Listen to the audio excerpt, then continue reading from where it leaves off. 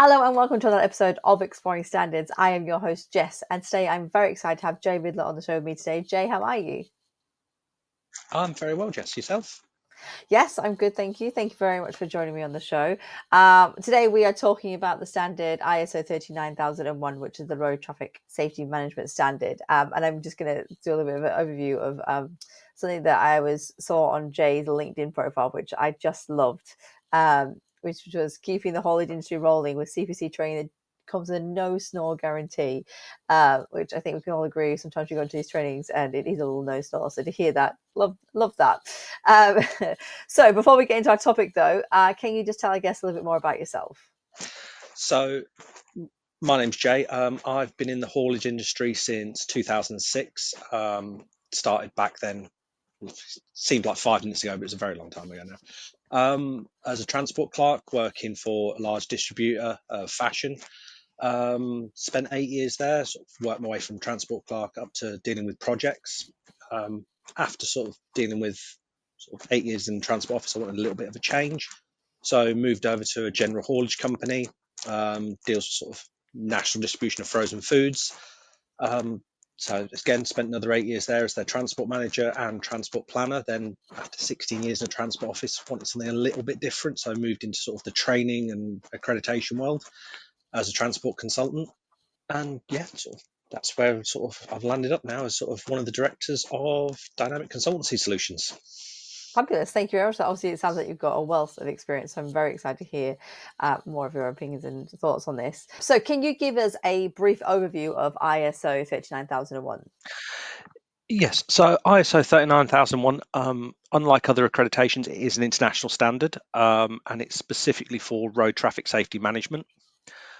The whole point of it really is to reduce accidents on the road, and improve road safety, which can be very, very important for a company. You're sending your employees out there in vehicles, they're interacting with the public. Mm-hmm. So we want to make sure they're doing it in as safe as way as possible, and that's what ISO 39001 really aims at. It's not just aimed at specifically your HGVs. It's HGVs, it's vans, it's your grey fleet, so it's your cars, even your employees' own cars. And it is really structured around improving safety goals. So you sort of measure, say, how many accidents you're having, and the aim is to reduce those year on year. It does also monitor illegal compliance, especially with sort of HGVs, making sure you're inspecting them as you should, as that's part of road safety. Mm-hmm. And generally, it is to sort of show the world that you're taking road safety seriously. Which obviously I think is incredibly important. Road safety and keeping your employees safe, like that should be number one thing. So yeah, very, very important. Okay. So what companies are adopting it and why are they adopting it? So a lot of the companies I'm sort of seeing that are interested in it and are adopting it are national delivery companies, because they're doing millions of miles on the road. There are sort of smaller companies looking to sort of improve it, but a lot of the times they've already got an ISO standard, and it's Mm-hmm. it's another accreditation that they can use to show that actually we are taking it seriously, because everyone sort of talks about ISO standards, and a lot of them, it does help them stand out to against their competitors, Mm-hmm. especially if they're tendering for sort of larger contracts, because you're showing that actually we are taking safety as a big step towards what we do. I mean, yeah, I totally get that because obviously, as you said, with the smaller companies, a lot of them have an ISO standard anyway, so they're kind of familiar with the framework and sort of how the workings are. And a lot of them do once you start. It's like almost like collecting things, isn't it? Once you start on one, you're like, oh, well, we've got this one. We'll start on 9,000, then we'll go to 14, and then obviously, I can understand how this one stands out. In tenders and keeping your employees safe.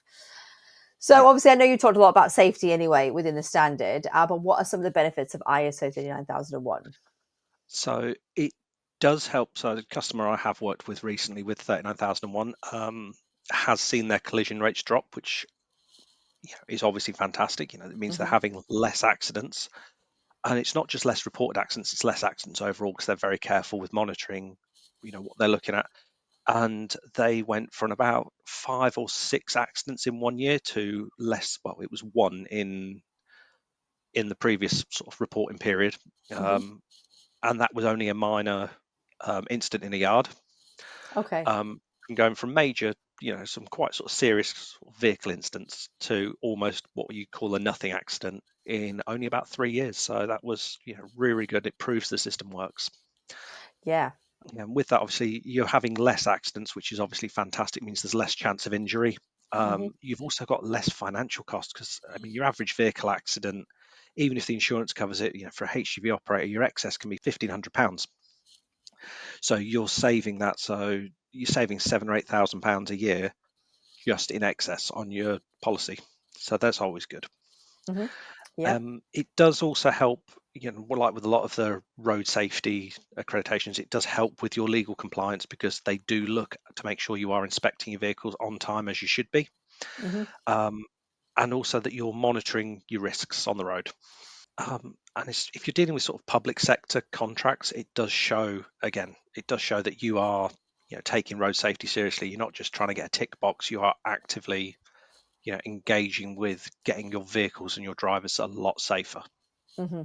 Yeah, I think it's the thing with ISO standards. Sometimes they do seem like a bit of a tick box, but actually it is definitely much more than that. And then obviously the results and the benefits you just discussed with us then kind of really does prove that.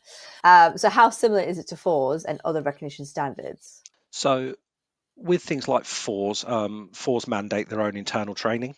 So the drivers have to perform certain sort of counter-terrorism training, road safe training. The ISO standard doesn't specifically require that you use a specific module, just that you do train your staff. So it gives you as a company the free rein to go, actually, we operate vans, for example, vans and cars. So actually, a HGV training course isn't really suitable for what we do. So it lets you pick your sort of preferred method of training. Hmm. And with things like fours, they're very policy heavy. Uh, so you must have policies for this. You must have policies for this. With 39001, the policy is all about: do you have, a risk management system? Do you have, is it discussed with upper management? So they're very much like, let's get the culture in rather than let's just have a policy. I mean, you Hmm. do need policies, but it is very much about how is it communicated and are your staff trained? Are they aware of what they should do? So yeah, and again, compared to sort of earned recognition, it's where earned recognition is very much about legal compliance. Road safety is a factor in that. But this sort of ISO 39001 specifically targets road risk and road Okay. safety. I love what you said about the kind of ISO 39001 kind of is focusing on the ingraining the standard within your company, where it's not just a whole lot of policies. It's actually about making sure that it is part of your business and part of your culture. So, with that being said, what is the process for implementing it? So generally, we'd start with the gap analysis just to Hmm. make sure that you're either ready to go for your sort of audit, or just to find out where we just need to polish up little bits in the operation. Um, then we'd sort of help develop the road safety policies, make sure you've got your objectives and your measuring systems right. So your KPIs, key performance indicators, because you need to know how much of a risk you pose. Because running vehicles on the road at any point, it does pose a risk. I know it Hmm. sounds really negative to sort of say what risk you pose, but we do pose a risk doing business. And then how we measure those, we then make sure that your training and awareness is built in, sort of, to everyone from your top directors down to the drivers all know what they should be doing Hmm. and how they can do it safely.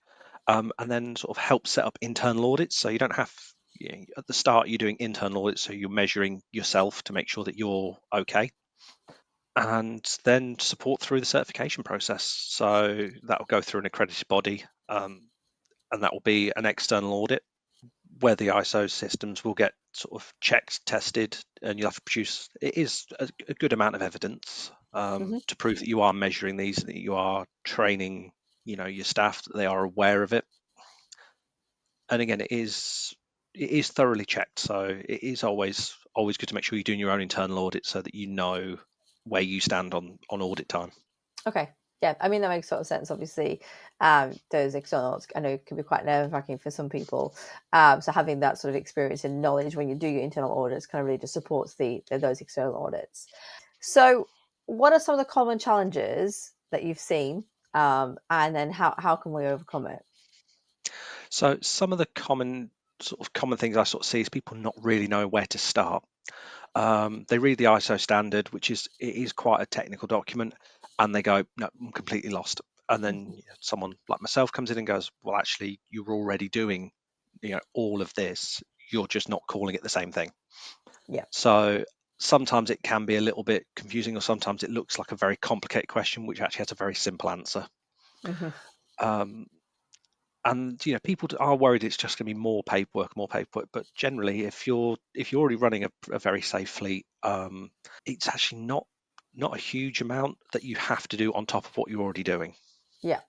And sometimes it is just filling in the gaps. Someone will be measuring something, someone else will be measuring something else. It's like, well, actually add the two together and you're already doing it. Yeah. Yeah. Yeah. And it's just making sure that there are some of the small sort of ones that are directors and upper management talking about road risk in their meetings. And that's one of the big ones is, are they actually looking at actually how many accidents have we had? Because sometimes they're worried about, actually running the financial side of the business. Hmm. And sometimes it's just literally a line on the agenda to go, have we had any accidents in this past month? If the answer is no, fantastic. If the answer is yes, right, what have we done to investigate it? I mean, that makes total sense, doesn't it? That that people at the top should also be just concerned with anybody else within the company.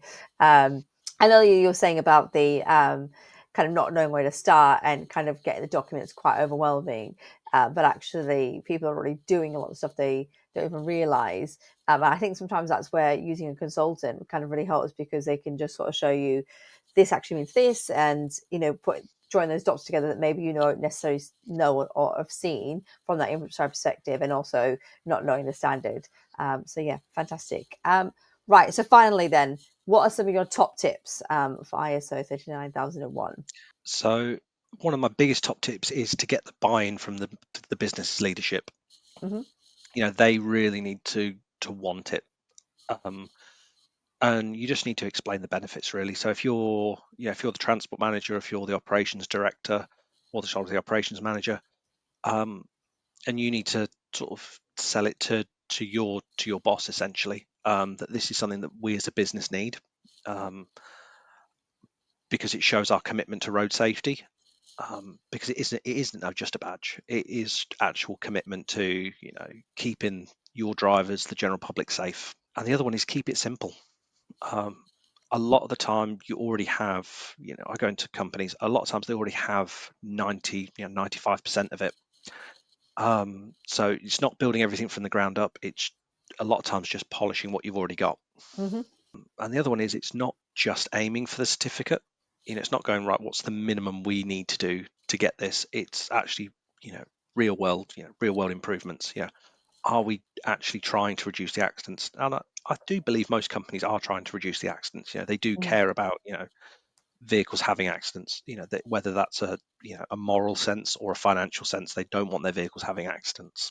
And the other one is, if you do find it daunting, there is external help out there. So you can, get someone in to sort of help you with, getting the policy up to date, support on the audit, and just spotting those blind spots, because sometimes you might not, see that you've got this little bit that needs adding in a policy, or this little bit extra training you need for the drivers.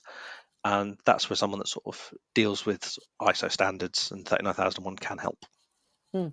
Yeah, definitely. I completely agree, because, um, as you said, those blind spots, sometimes if you're just too in it, you just don't understand, or you just don't see it. And someone else will come in and be like, oh, what about this? And you're like, oh, yeah, that's like right in front of us. Can't see the wood for the trees almost. So that's fantastic. Thank you.